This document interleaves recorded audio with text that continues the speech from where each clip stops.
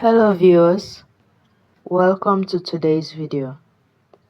On today's lesson under technical drawing, we'll be talking about angles. Now, what is an angle? An angle is formed when two straight lines meet at a point.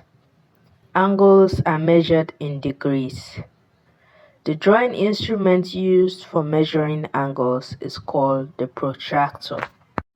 Now, angles are commonly done in most technical drawing constructions. So the first angle on our list is acute angle.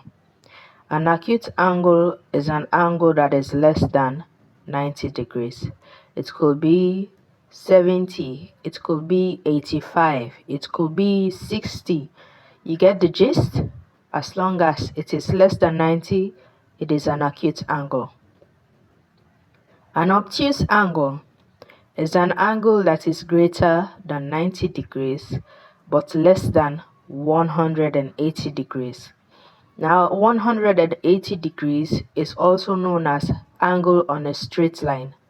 So, an obtuse angle is an angle that is greater than 90 degrees but less than 180 degrees, as you can see in the diagram. Now, a right angle is an angle of exactly 90 degrees. So you can either be asked to indicate an angle of 90 degrees, which is also known as a right angle. A reflex angle is an angle that is greater than 180 degrees but less than 360 degrees. Now, 360 degrees is the full angle of a circle, a full rounded circle. So it could be 300 degrees, it could be 350 degrees, as long as it is greater than 180 degrees and less than 360 degrees, it is a reflex angle. Next angle on our list is complementary angles. And these are two angles which, when added, equal to 90 degrees. These are complementary to each other. So both of them, as you can see from the diagram, are 45 degrees each.